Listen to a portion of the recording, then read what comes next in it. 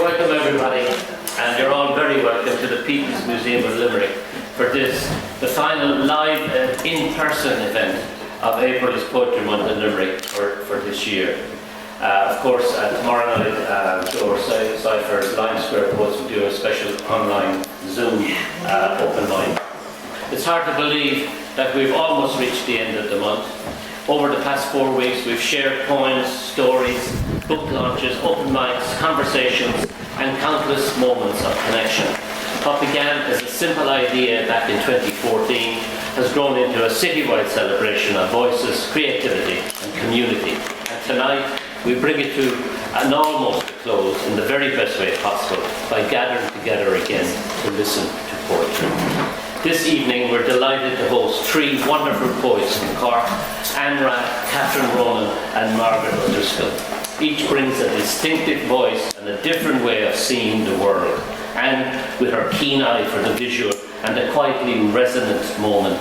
Catherine with her lyrical reflections on memory and everyday, and Margaret with her wide-ranging, deeply felt poems that travel from nature to the human heart.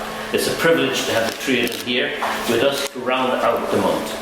Before we begin, I want to acknowledge everyone who has supported April's Poetry Month in Limerick, our venues, our volunteers, our readers, our audiences, and the many writers who stepped forward to share their work. Events like this don't happen without a community behind them, and Limerick's literary community continues to show up with generosity, curiosity, and heart. So settle in, enjoy the evening, and help us bring this year's celebration to a close with the same spirit that carried from the very first event to the last: openness, appreciation, and the love of the spoken word. So please join with me in welcoming our first reader. Our first reader tonight is Margaret O'Driscoll, a widely published poet and editor. Margaret's work spans themes of nature, resilience, and the human spirit. She has read at festivals and events throughout Ireland and abroad, and her poems are noted for their emotional clarity and musicality. So please welcome Margaret. Thank you so much for those lovely words. And it's fantastic to be here. It was funny, I spent 2 years in Limerick in college, and I have cousins who live in Effen and who are very staunch GA supporters. So it was in my mind that we're coming to Limerick just not even a week after last Sunday, and my cousins are still in mourning, so it's lovely to be here. And then I travelled down with them, and we came to the door and walked up that staircase and into this room. What a magnificent building and what a magnificent place. And I used to think we had a lot of things going on in Cork, but since I joined Facebook, and every single week there's something going on in the Limerick Writer Centre, and it's fantastic, and honouring artists and poetry and memoir and prose. You have a vibrant artistic community going here, and even the artwork on the wall, so thank you again. Okay. Transient moments. Stillness settles across your wiry frame, while your lips draw deeply on a cigarette. A local outnumbered by us tourists. We're like marine iguanas, spitting heat, at tables dotted under umbrellas of purple and pink bougainvilleas. Grill smoke drifts towards the beach, and the folk singer strums his love songs.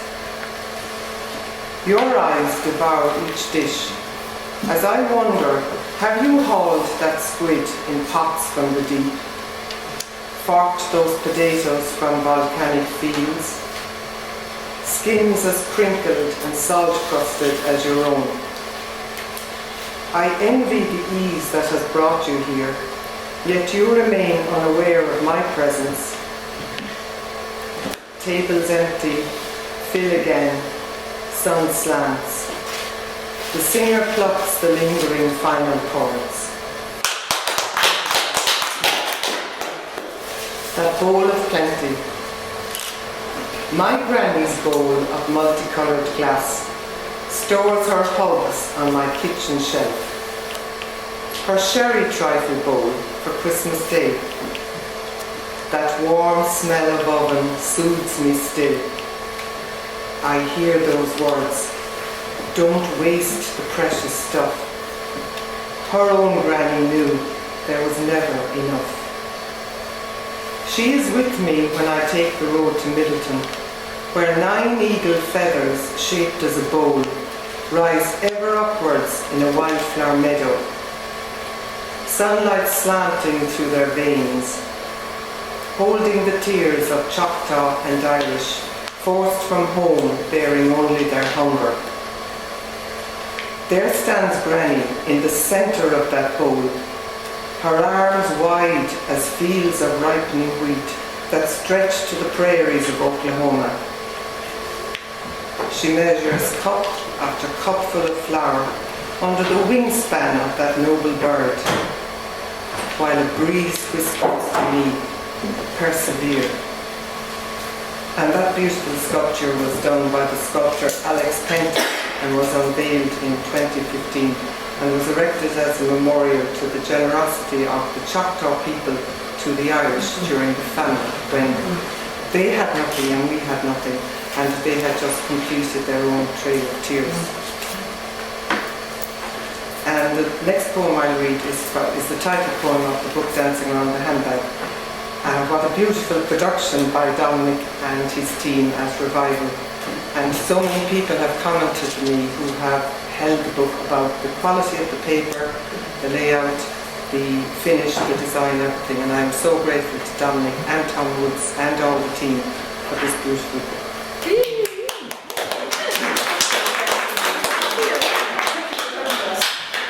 Dancing Around the Handbag. Our first time in a nightclub, celebrating my sister's 50th. Up from the sticks, desperately trying to fit in. Country mules, woefully large handbags. Crumpled beige that still held the knitting needles, rosary beads, umbrella and pink lipstick. The bits you couldn't leave home without. Smoky dimness of a Leeson Street basement. Fax waving a fatter cigar. 2 suits prowl the bar, hunter and hunted. Eyes watch flesh. Shots of slippery nipples, drunk by slippery characters. We soaked it up, dancing like wild things to the Pussycat Dolls. Sure, we were the bee's knees, circling the handbag like dropped stitches unraveling in plain and pearl.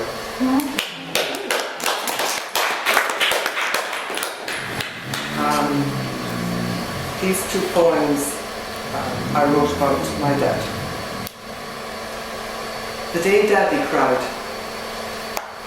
I only saw my father cry once, bolting past us in the kitchen to the coal room out back.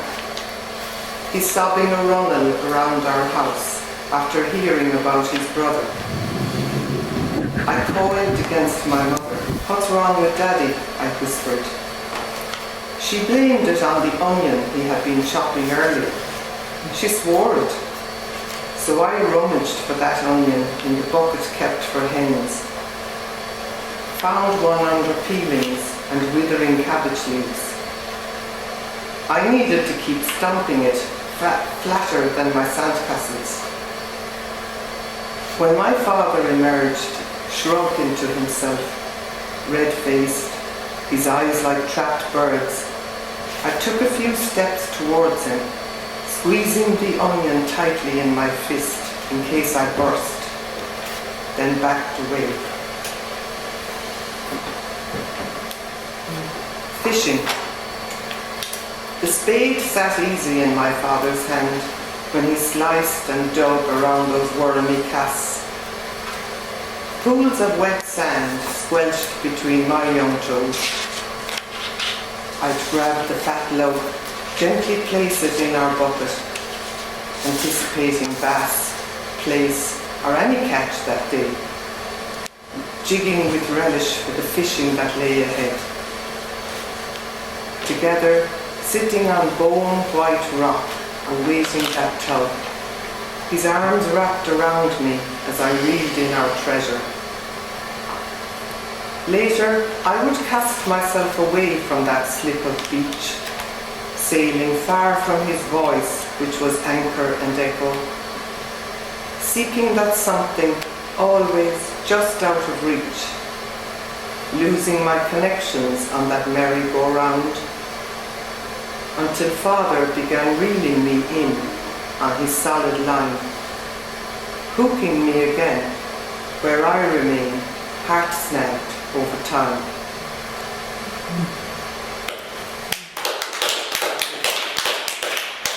And of course, for anyone who here who has done the Camino, we all get a Camino poem. So this is my one. When you get there, listen to the gentle alarm of the goat bells. Inhale the scent of wild thyme. Dig deep. That urge to walk 1,000,000 steps along an ancient way is a strange one, but walk you must until you cannot lift another step. Challenge yourself. On the way, sing the songs your mother sang as she toiled. Keep right on to the end of the road. Keep punching till you make those punches tell. Aloud, so your toenails join in. Roar them over and over. Watch notes escape from your hair. Animo, a weathered farmer shouts, keep going. And others you meet along the way, the same refrain. When you get to Santiago, when you get to Santiago. Even cows in the fields cease the cud and horses stare. Stare again at the doctor as she shuffles the pages that rearrange your life. White words, her mouth like goldfish seen through glass. Grasp tightly the strong stone in your pocket, forged from mountains, polished by restless tides. Hear that old refrain across the red clay of Rioja. Trudge the Meseta and Paramo and wet ditches of Galicia. Bone worn, set out from Opedruzo on the last Camino to Santiago. When you get there, Santiago, Fistera, the end of the world, there is nowhere to go. Then there is nowhere left to go. On the way to Santiago, your skin and rucksack will stretch as one. Walk with stars, call the dawn.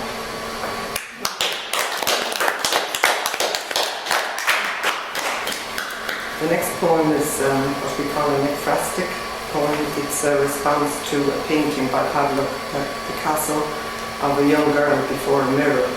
And on the left side of the picture, the young girl is looking sideways into the mirror, and there are bright, vibrant colours. And on the right side, it's all dark and in shadow. And it struck me that when we look in the mirror, well, what do we see looking back at us? And the poem became very vivid for me when I heard of the suicide of a young person that I knew. And I tried to write my response to that news. Girl before a mirror. After Genophile devant un miroir by Pablo Picasso. If Picasso could paint you, sister, in early March, he would conceive you in colour. A youthful girl, almost surreal with sunscape on your face. Your sloped forehead and pointed nose framing questions like diamonds of yellow, red and green.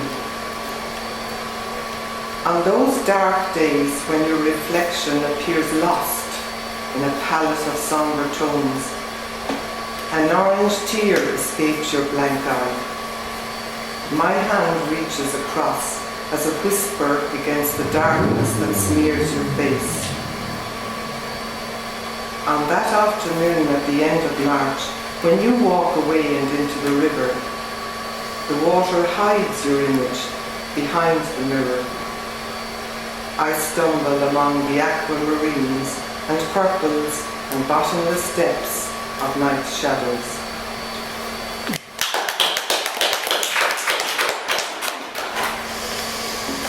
The 23rd of October 2019.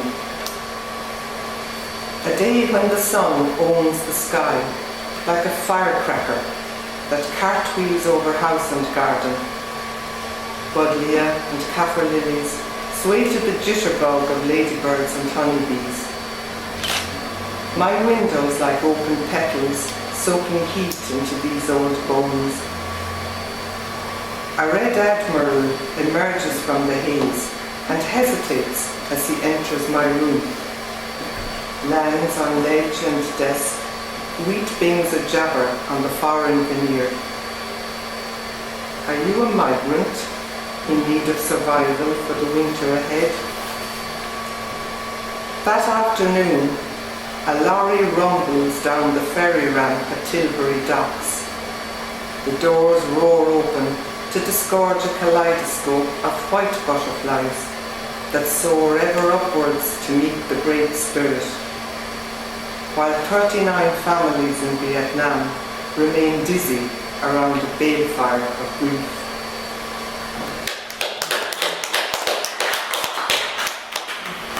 I wrote this short poem for my grandson, who is neurodivergent. I wrote it when he was younger. Different is a colour. White clouds roll their film across the sky. A thaumatrope. 2 images, just like me. I touch your watch, it's radioactive. My antennae rotate with a surge that overwhelms. I wear black earmuffs, a shell for my ears. Listen, a scrambled rainbow is my brain. Brown ants understand, I will be their friend. Some days school squishes my head in red. Today, my yellow boots follow me home. Treasured time. In the balmy rain of a November day, I indulge the art of cafe watching. I enter my favourite cafe on Rue Pastorelli, that sweet aroma tingling my arousal. Worktops and handles pirouetting with pride. Madam welcomes me to a ritual ancient as Ottomans. Meeting place for briefcases and dreamers, coiffured ladies who cuddle coiffured poodles, farmers ingrained with the soil of their labours, work hands sipping while resting their weary bones. Hankering to remain reborn here in Rue Pastorelli, I percolate through the honeycombs of time in between. Thank you.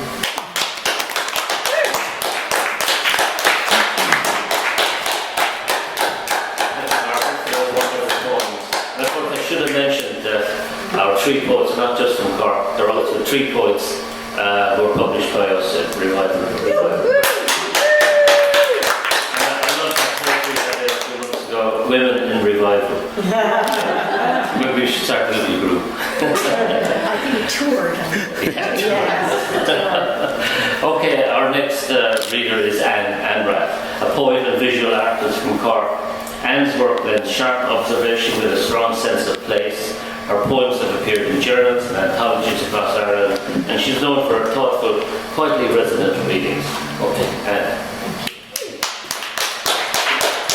Hello, everybody, and thank you for coming. It's such a pleasure to be here in this vibrant community of writers and artists, and in this majestic building. Precipice is the opening poem of my collection, and it's about a time we all probably have had a time in our lives when we wanted to jump this way or not, and this is the precipice. I stand at the precipice, arch toward the heavens, seeking redemption, a crescent moon high in the winter sky. This leaving caught me unaware. Whispers got louder and louder, no longer silenced into certitude. This passage a crucible, no mother's pelvic push to free me. Inside I feel the opening, the rising flood in chest and throat, the once clenched jaw gaping. Following some mystery I leap, not knowing if my frayed wings will carry me. No Ariadne's thread to bring me home. Then the descent into darkness, a cacophony of ancestral voices scream in remonstration, fueling the fire that burns away all I thought I could hold on to. For long days and nights, grief, shame and despair are the Holy Trinity, their labyrinths leading me deeper and deeper into their lairs, where I rage against myself for so willingly playing the Greek tragedy over and over again.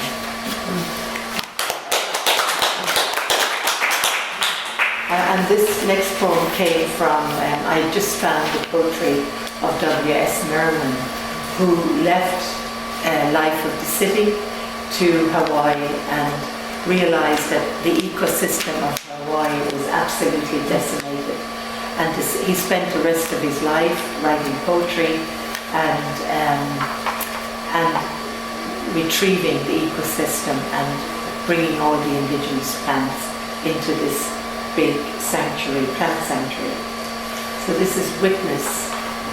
One of the themes running through this collection is the grief around the climate crisis. So Witness. That night, the sat moon hung low over the silent garden, streamed bright through my kitchen window. Clouds moved across her face, birds slept while the night shone. The rose branch loosened, moving back and forth, tapping the window pane. The palm trees in your garden know you have gone. Their fronds unfurl in a glitter of tears. The whales lie by on ancient paths. Let me catch your song. Let my pen fish the ocean. Let me find the name of holy. The next one, also in my collection, are all these animals. And this one is a hawk. They appear. That winter, a hawk landed on my heart, pushed his talons down hard, grasped and held me prey all winter long. His iron heft dug deep armored legs into skin and bone, compressed each breath into a life gauge, a new reckoning, scale by scale. He lifts off, but still holds me in his grip. I must become one with air, only follow the breath's trace, a faint line inside. Follow the electric charge and recharge, in and out. Feel the heart, leather snap, scattering sorrows. See the severed come into light, out spills misplaced keys, ancient promises, silk ribbons, secret love notes.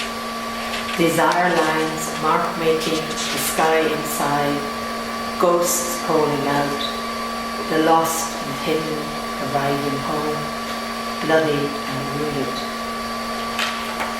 This is a self-portrait. Quite dark, I go a little lighter. This is self-portrait as a wolf.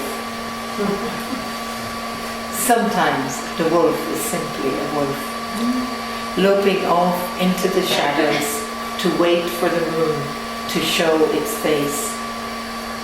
Sometimes the wolf is a dreamer, dreams the river into a shiny serpent, curing the parched earth. She listens to the ancestral voices, their feral sound alive, pregnant, noses around the famished grounds, picks up the echoes of the ancient ones. Tracings that are barely visible slip through her paws over and over again like silver fish. She scavenges around. I feel her hunger in my belly, a howl that grows and grows. Then she lays out each word, whittled bones, line after line. Sometimes the wolf needs to hide in her cave. Fear folds her heart in its fist, fingers held fast. She traces bulls, buffalo, deer onto mud walls, mixes her spit with charcoal and ochre, leaves her mark. She shapeshifts into shaman, points the way, whispers, go deeper, keep going, secrete the seed in the desert. Lay your offerings on a plinth, she says. Let your words come from the darkness, pierce the night sky. How she rubs against me now, nuzzles my hand with her wet softness, nudges me forward like prayer.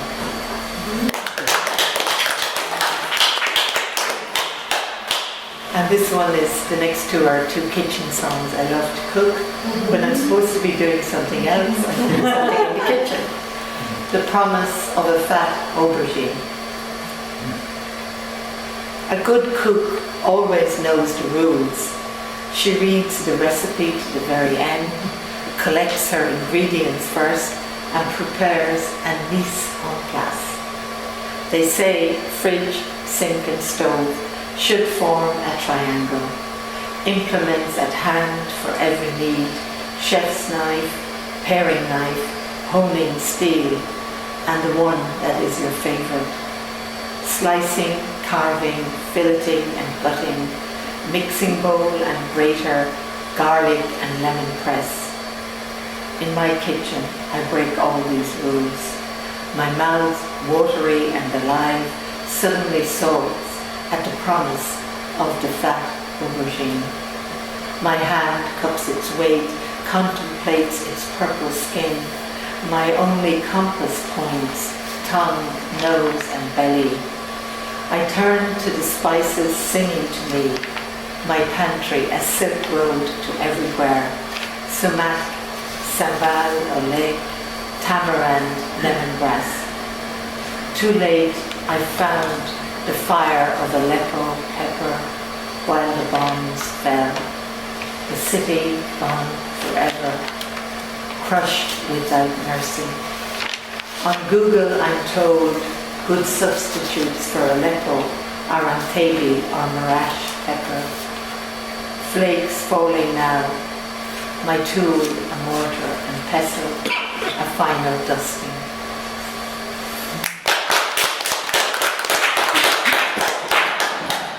Twilight thrush, this is the time where the birds are absolutely coming alive and dizzy in the morning.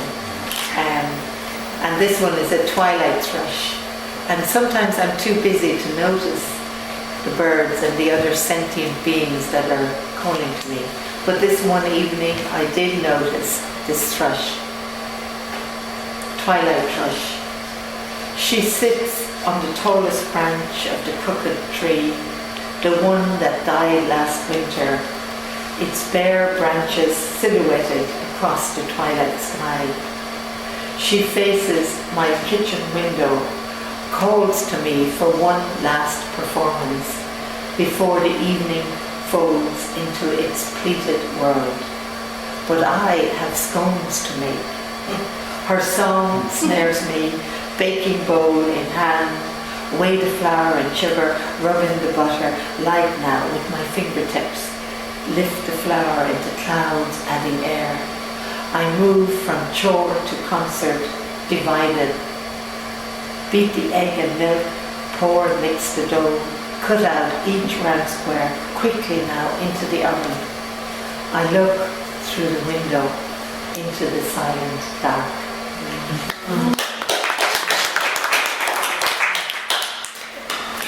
Incantation. I've spent the last few weeks making bowls. So this is one of my 2D bowls. Let my prayer be a bowl, spun from all that is broken, braided with sedge and seagrass, lined with the luminous lost feathers of marsh birds calling into infinite night. Let my prayer forget all holy words.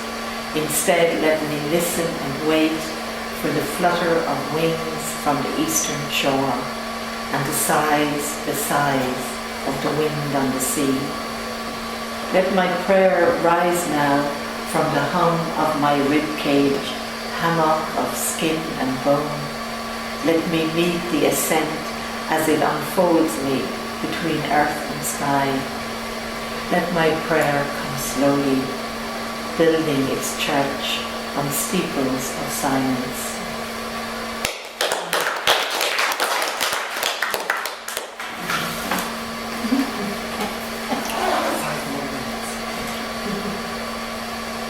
Mayfly, it's May on Friday.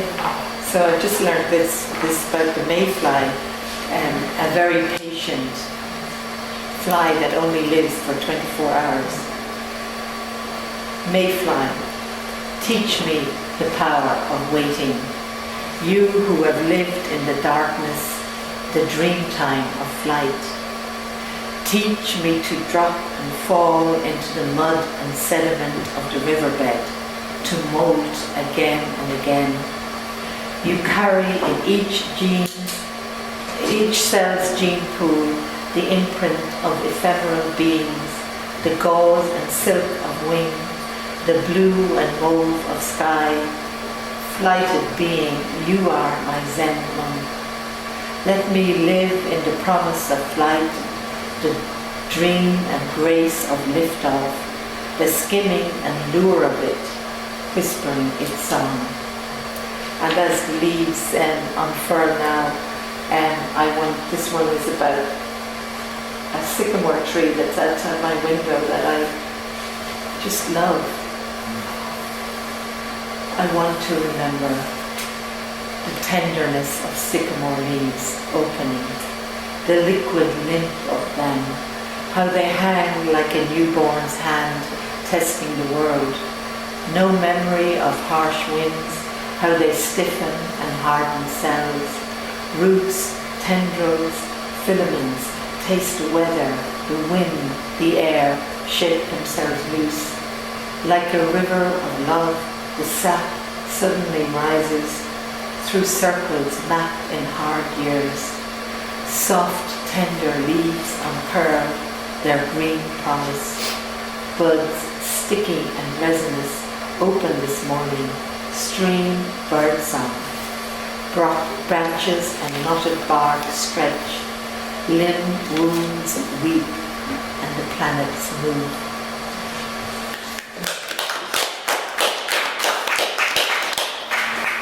And this one for all of us poets who, want to write, and all the writers here.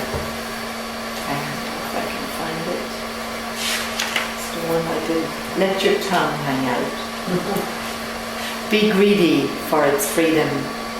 Let it dribble and babble away the debris of the night's visitation. Stretch it to the sky. Taste on its tip the feather of heron before it lifts clear of the river. Take a thimble of shell and bone. Mix a tincture of clover and brine. Spread it along the tongue's spine. Let its acid seep into every wound. Let it burn the throat. Study carefully the geography of grievance. And just one more. And it's for the people of Iran and all the people in the world who are refugees, who are just being assaulted on every level. And this one in particular is for a woman called Massa Amini, who was murdered by the morality police when her scarf lifted off her hair. And her death began the women's rise in Iran. Planet moves. We don't talk about desire lines mapped at the point of birth that stitch us to the firmament of stars and celestial portents. The lines thread the needle of the heart, marks the soul's portal to material life. Your mother followed the old silk roads, baked the daily bread of silence, hand-hewn into skin and bone. Still, under cover of pashmina and hijab, an undersong hummed. Desire weaving its mycelium threads in the long dark. You, daughter of the heavens, sense a shift of tectonic plates and planet moves. You obey its pulse, a febrile beat at your throat, its fire now on your river tongue, speaking this new language. The illicit truth of its hunger flows through the estuary of your mouth, silt spat out, errant now in its roar. Across the world, women raise their voices. Zan, Zendigi, Azadi. Thank you very much.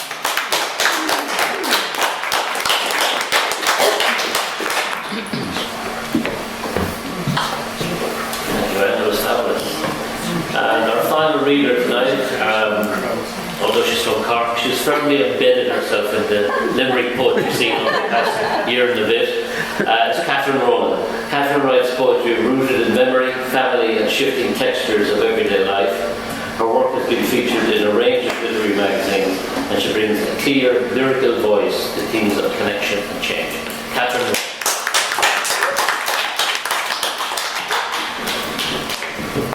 Thank you, Dominic.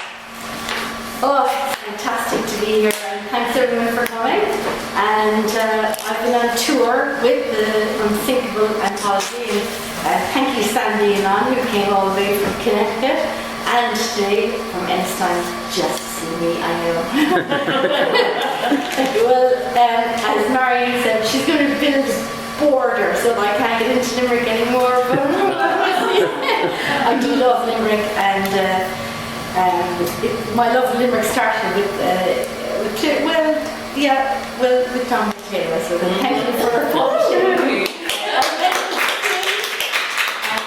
for being so supportive of all your writers. Now, I have to start, as I'm in Limerick, I have to start with the dedication to John Kenny, my friend. He asked me to write a poem for the area that he's from, and this is called Gur. Drumming in shale and soil, we swallow the earth stuck in our throat for so long as we face the rising sun. Burning oil of ancient time, waxing vernix new, we arch to the cosmos in every dream that brought us here. Drenched with the song of tomorrow's lullaby, we dance in the dark storm of ourselves. Gur of screaming, crying, shouting ritual, soul circle of ceremony. Our sky smells to you.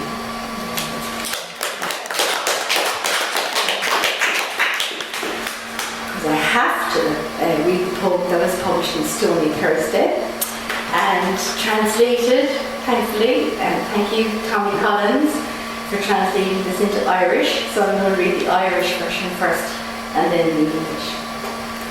Laur noti kailta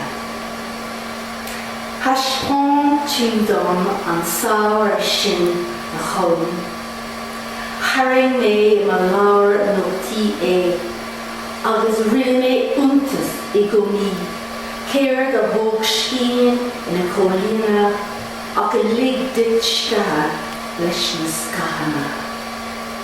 Hógam an colm sin, a macala inis is a rish. Riniam le clita caroiga, brishim dom mavena, in noctach al duig. Lost notebook. You showed me your scar that summer.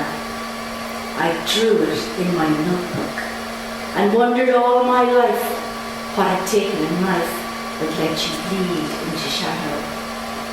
I kiss that scar in my sleep sometimes, trace it with a corvid's feather, break the spine of my longing with the ink of it. So tonight I got a message from Mary Louise Kiernan, and she's in New York, a New York poet, and she said, oh, I wish I could be here. You remember Mary Louise Kiernan? And she said, I'll be rereading Pilgrimage. So this is dedicated to Mary Louise Kiernan, and we'll see you very soon, Mary Louise, in Cork or Limerick or both. Pilgrimage. My whipped hair carries the static of your electric blue storm, a deluge to cleanse this tainted angel. In elemental ferment, I invite you to my opera, arias of anguish, chaos and torment. A miscellany of unheard music explores your complex metropolis. Crystal paths splinter with white heat. My veins fill with the blood-soaked earth view. I eat silkworms so you can catch threads from my throat. Dream beasts carry our ensign of crackling inferno. My tongue tastes the wet ink of the damned. At the point of disintegration, redemption is mine. This pilgrimage begins at the edge of your world.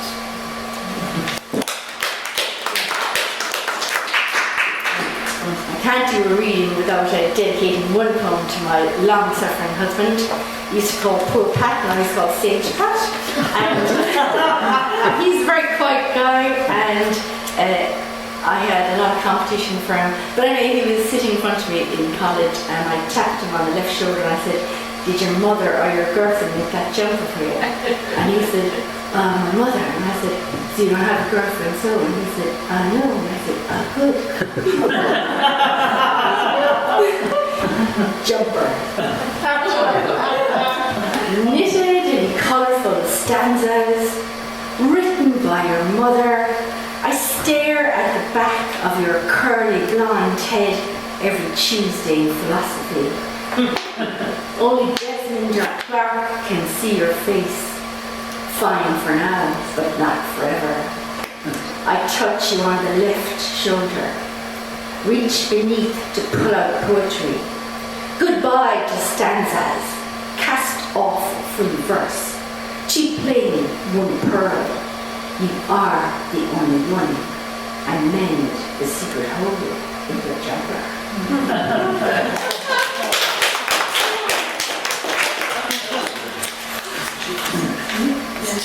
So,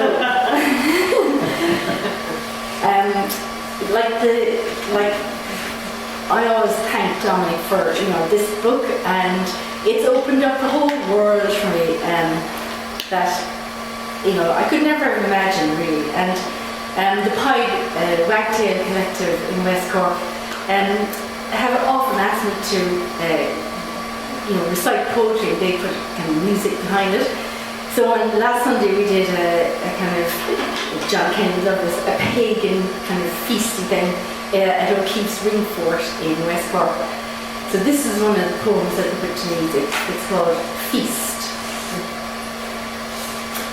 I feel your loss suddenly at dinner with friends in a seafood restaurant. It comes in like an over-tight stitch just between my last two ribs. My back is split and lungs displayed. I must be silent on my way to Valhalla to meet you in the great hall of my desire. Your absence spells torture in my crow eye. Salt pickings, stinging skin of mistake. Fret of your wave leaves your indent on my thinly papered stone walls. Return, I cannot feast without you. Return, I cannot feast without you.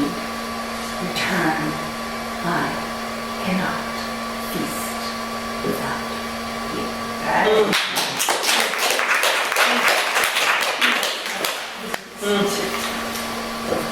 So in 2024, I suppose, I was nominated to represent Cork in the Cork Coventry Poetry Exchange, and I was sent with a guy called Cedric Beacon, and he asked me could he translate one of my poems into French, and I said, oh, I'd be delighted.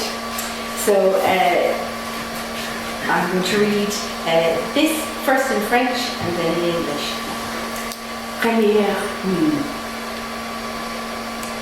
Je passe ma main sur mon flanc gauche. Je te trouve dans une petite boîte pour fragments d'eau. Je respire le souvenir de ton odeur caramel, coco, mousse gras dans le lit d'hier. Je refuse de changer les draps dans le silence maculé, rougi dans les ténèbres mollasseuses. Dis-moi, mon amour, comment le soleil se lève-t-il quand la lune a le chagrin? First night. I put my hand over my left ribs. You were there in a small box for broken bones. I inhale the memory of your caramel, coconut, oily musk in yesterday's bed. I refuse to change the sheets as white noise silence roars in treacle darkness. Tell me, my love, how does the sun rise when the moon heaves in grief?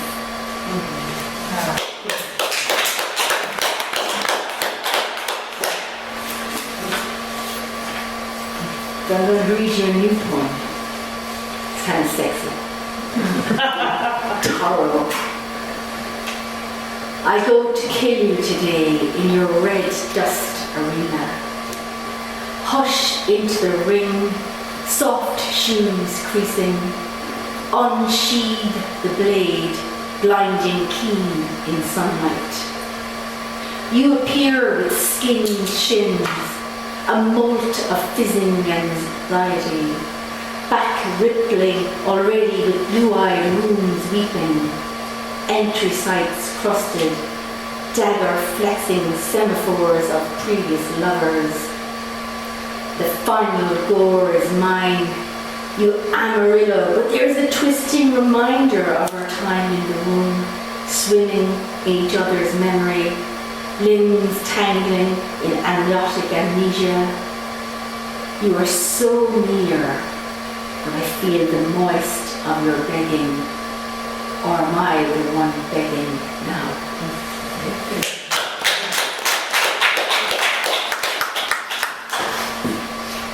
So I'm going to read one now that I wrote actually for my mother-in-law's removal. But I think we should remember all the people that we miss and that aren't here. I'm thinking of Mags Creed O'Shea and others from Ovale that have passed on. But then there are other people that we miss, but they're not really gone, they're still here. So this poem is called Here. For your sister Shane. Here. Whisper to me, and I will whisper to you. Feel my lips on the breeze across your cheek. Hear my words as a song amongst trees. Look up, you will see me. I am here.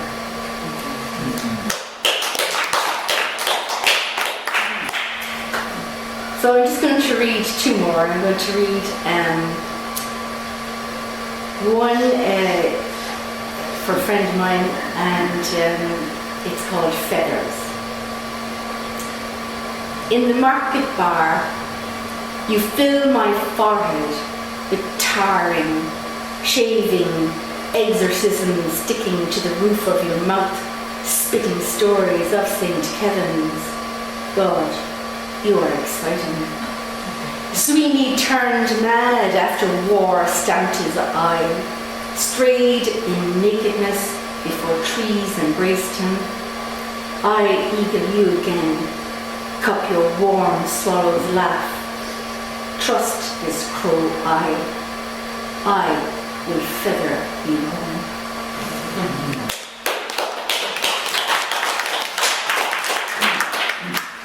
And I'd like to finish with Bridget, because Bridget has been a very, very, very lucky poem for me.